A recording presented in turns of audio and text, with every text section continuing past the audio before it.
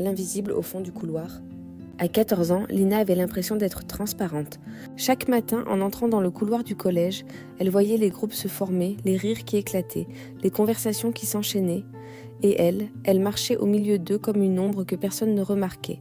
Elle rêvait qu'un jour, quelqu'un lui dise « Viens, assieds-toi avec nous !» Lina essayait pourtant. Elle s'habillait comme les autres, imitait leurs phrases, riait un peu trop fort pour montrer qu'elle existait. Mais plus elle cherchait à être aimée, plus elle se perdait. Le soir, dans sa chambre, elle se regardait dans le miroir et murmura un jour « Pourquoi personne ne me voit ?» Tout a commencé à changer un jeudi.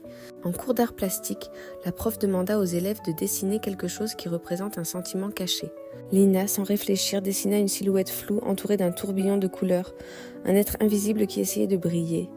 Quand elle eut fini, elle se sentit surprise d'elle-même. C'était la première fois qu'elle montrait quelque chose d'aussi vrai. À la fin du cours, alors qu'elle rangeait son cahier, une voix douce lui dit « Ton dessin, il est magnifique, on dirait exactement ce que je ressens. » C'était Noah, une fille de sa classe, toujours discrète, elle aussi un peu en retrait. Lina resta figée. On ne lui faisait jamais de compliments. « Tu crois ? » ?»« Oui, tu mets des choses que les autres n'osent pas dire. » Ce jour-là, elles mangèrent ensemble à la cantine. Pas beaucoup de mots au début, mais des sourires, des petites confidences, et ce sentiment étrange et précieux, quelqu'un la voyait enfin, réellement. Et Lina comprit quelque chose qu'elle avait cherché pendant des mois. Pour être aimée, elle n'avait pas besoin d'être comme les autres. Elle avait juste besoin d'être elle-même, assez longtemps pour que quelqu'un vienne la découvrir. Depuis, dans le couloir du collège, Lina ne marchait plus seule.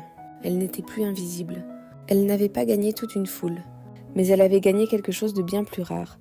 Une amitié qui la voyait telle qu'elle était.